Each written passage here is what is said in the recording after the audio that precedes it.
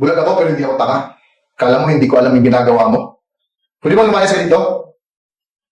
Sir, kung bulag ka nga, ano ginagawa ko? Nangulang. Sige na, umalis ka na. Anong ginagawa niyo naglalandian din dalawa? Dito talaga sa loob ng bahay ko? Ano pinatatanggol? Mahal mo na? Oo, kuya. Paano ko sabihin ko, mahal ko?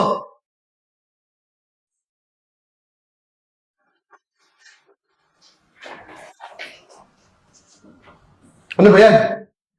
Ano ba ginagawa mo? Ang lawak-lawak ng sahig. Tinatamaan pa talaga yung pa ako. Sino ka ba? Pasensya na po, sir. Ano pasensya? Pasensya. Bago ka dito? Bagong katulong ka? Opo, sir, bago. Kaya palang baho. Bulag ka ba? Kala ko ako lang bulag dito eh. Sir, bulag ka po? Ano pakialam mo? Kala mo ba hindi ko alam? Padila-dila ka pa dyan. Sir, bulag ka ba talaga? Bakit? Bulag ako pero hindi ako tanga. Kala mo hindi ko alam yung ginagawa mo? Pwede bang lumayas ka dito? Sir, kung bulag ka nga, ano ginagawa ko? Nangungulang mo. Sige na, umalis ka na. Kita mo ba yung kusina? Ang dumi-dumi. Tulad mo. Lumayas ka dito. Grabe ka naman, sir. Kuya. Kuya. Ba't galit ka na naman? Hanapin mo na naman yung mga katulong natin eh. Kaya ako lang tumatagal dito eh. Wala akong pakialam. Sino ba yung bagong katulong kinuha niyo? Ayan. Sige na doon ko muna sa kusina. Sorry po, sir. Palayasin mo yan.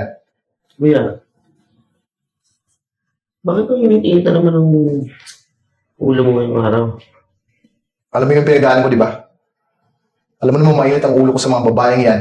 Mga manluloko. Hindi dahil sa kanila, hindi sana ako disgrasya, hindi ako nabulag. Kuya. Kuya, kalma. Hindi ka nabubuo. Ang tagal na naman. At saka, hindi ko ba napapansin? Inom muna tayo papalit-palit ng katulong dito. Wala akong pakialam. Sino ba nagsabi sa inyo na kumuha kayo ng babaeng katulong? Ano naman, lalaki yung kunin natin, kuya. At saka, kuya, huwag mo nang lalahatin yung mga babae. Hindi porket sinaktan ka ng isang babae, lahat dinadamay mo na. Hindi dapat ganun. Anong wag natin? Pare-pareho lang mga dugo ng mga babae yan. Puro mga manluloko. Ano na muna dyan?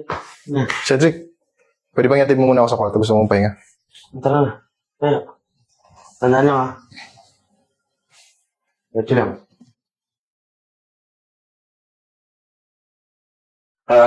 Kaya, Sir, pasensya ka na nga pala dun sa kuya ko ha. Ganun lang talaga yun eh. naku, sir, okay lang po. Bakit po ba, si Sir Kasumi? Ganito kasi yan. Dapat si kuya ay kakasal na siya. Kaso ayun, nakita niya yung partner niya, naglolo ko sa kanya. Nag-inom, naglaseng, tapos na-aksidente. Kaya dun siya nabulag. At saka, wait lang. Tanong ko lang, bakit katulong yung pinili mong trabaho? Sir, kasi, syempre, para makatulong ako sa pamilya ko. Ang ganda-ganda mo naman, bakit di ka mag-model? Sir, bakit lang ba yung pwedeng magkatulong? Hindi naman, kumbaga, marami pa naman pwedeng trabaho dyan na mas malaki yung kita. Sir, kasi ako, kahit ano namang work, okay lang sa akin. Basta makatulong ako sa pamilya ko. Pero, nga pala, sa off mo ba pwede kitang yayain lumabas, kumain, ganun? Sir, nanliligaw ka ba? Napanood ko na yan eh. Hindi sa ganun. Kumbaga, gusto lang kitang makilala kasi di ba bago ka nga dito, gusto lang kitang makilala. Sige, sir. Yun. Tama-tama, bukas off ko po. Sige na, sige na, iyan, tulungan na kita dito para naman mabawasan yun. Sir, hindi po. Sige na. Hindi po. Ako na po. Sir. Talaga ha? Opo, sir. Cedric? Cedric, Kuya, ba't ang ingay-ingay nyo? Natutulog ako. Anong ginagawa nyo naglalandian din dalawa? Dito talaga sa loob ng bahay ko? kuya, tinutulungan ko lang sa iyan mag-links dito sa may lamesa. Alam mo naman ang kalat-kalat eh. Alam mo ba, Cedric? Pare-pareho yung mga babae.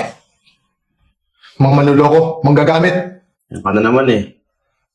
Ano, magkakainlaban kayong dalawa? Iisa lang dugo ng mga babaeng yan.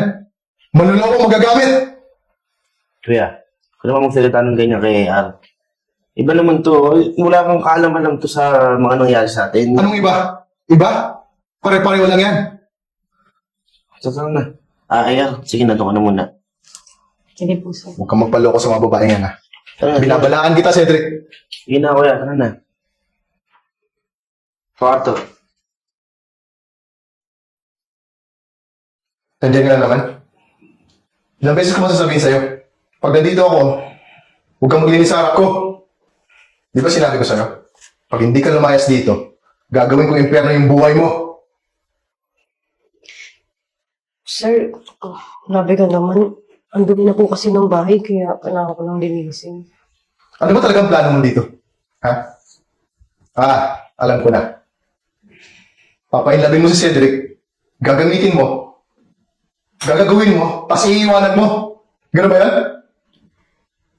Naku, sir, hindi ko po gagawin yun. Hindi naman po ako ganong klaseng babae. Pare-pareho kayo ng sinasabi. Ganyan din ang sinabi ng ex ko. Pagkatapos niya akong painlabin, iniwan na rin ako. Ginawa akong gago. Sir, pasensya na, pero hindi po siguro katulad ng sinasabi niyo po. Katulad. Pare-pareho kayo. Pare-pareho kayong mga basura. Yan, linisin mo. Kuya! Ano ba? Sumusobra ka na! Tama na! Cedric, sinabi ko sa'yo, di ba? Gagamitin ka lang ng mga babaeng yan. Yan na naman tayo, kuya. Kuya, iba si AR. Saka hindi to katulad ng ex mo. Magbubun ka na 3 taon na yun. Anong hindi katulad? Ha? Pare-pareho lang yung mga babaeng yan. Ano? Ba't mo pinatatanggol? Mahal mo na? Oo, kuya. Paano ko sabihin ka, mahal ko? Hindi magsama kayo. Umalis na kayo dito!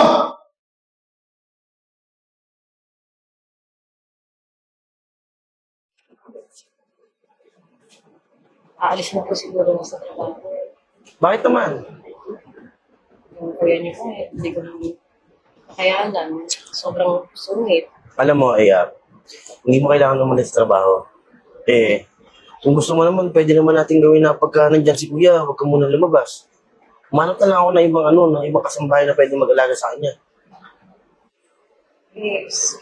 Sir, Teka sobrang lang, huwag mo na akong tawagin, sir. Ano na lang, Cedric. Cedric po. Or Shed na lang. Sed.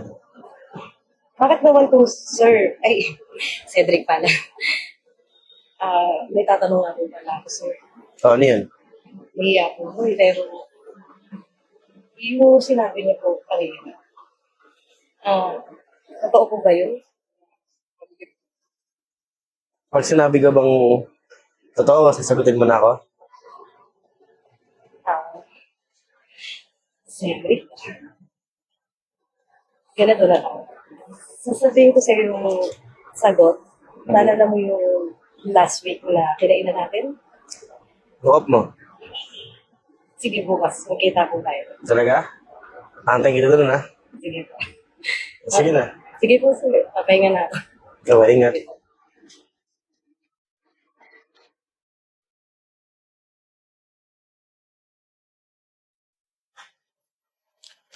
Good evening po, ma'am. Good Ito po evening. yung menu namin. Sige, tawagin na lang natin mamaya. Sige. Inaantay ko pa kasi yung kasama ko. Okay po. Sige, salamat.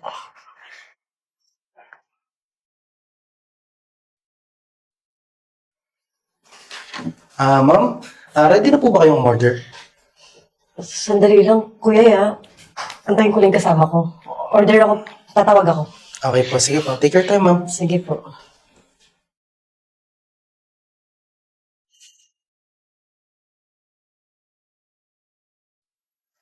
Ma'am, excuse me po.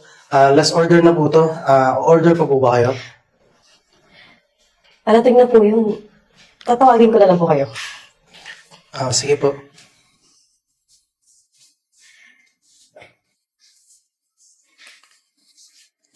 Ma'am, tubig po muna kayo.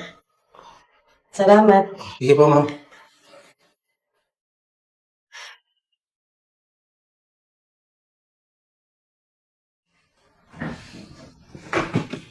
Ayan, pasensya na. Nalita ko. Okay lang. Kaya, simula ngayon, hindi mo na kailangan mag-antay. Ano ang ibig mo sabihin? May titingin na para sa'yo. Nabili na kita.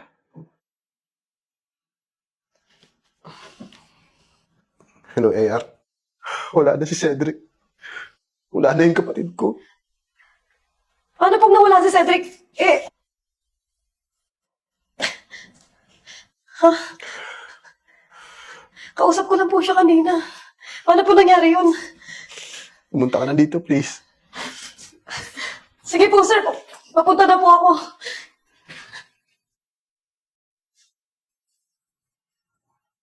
Sir, magpapalam po sana ako.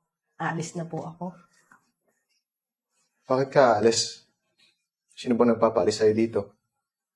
At may malilipatan ka na ba? Sir, magbabaka sakali po ako. Maghanap po ako ng malilipatan na trabaho. Maghanap po ako. Wala naman nagpapaalis sa'yo dito eh. Tsaka maayos naman yung trabaho mo dito. Alam ko naman na masipag ka, maayos ka sa bahay. Yung mga damit ko, lagi mo ang inaayos, di ba? Mga sapatos ko, sa kusina, lalo sa kusina. Laging maayos mabango ang kusina, yung CR. Huwag ka na umalis. Kailangan kita dito eh. Sir, paano niyo pong nasabi yun? Hindi ba pupulag kayo? Hindi na ako bulag ngayon. Binigay ni Cedric sa akin yung mata niya. Kaya na alam ko, kitang-kita ko na yung mga ginagawa mo dito sa bahay. Kaya ako nasabi yun. Gusto ko sanang humingi ng tawad at pagpasensyahan mo ko sa mga nasabi ko at sa mga nagawa ko sa'yo dati. Okay lang po yun, sir. Nakikita ko na yung nakita ni Cedric sa'yo. Ang ganda mo pala. At hindi lang sa panlabas, pati rin sa loob. May maganda kang puso. Hindi ka pala tulad ng ibang babae. Sorry kung nasabi ko sa'yo na ikumpara kita sa ex ko. Okay lang po yun. Pasensya ka na dahil sobrang depressed lang kasi ako. Masyado akong tumingin sa past ko. Kaya nabanggit ko, na-generalize ko lahat kayong mga babae. Iba ka pala. Salamat, sir. Pwede bang huwag mo na akong tawagin, sir? Alam mo, binilin sa akin ni Cedric na alagaan kita. Pwede huwag ka na lang umalis. Sige po, sir. Ay, 10 pala. Isang na lang, ha? Sige, 10. Sige. Sige na. Ngayon, ako magluluto ng lunch. Okay ba Talaga yan? po. At excited akong gamitin tong mata ng kapatid ko. Sige. Balik mo na yung mga gamit mo doon. Sige.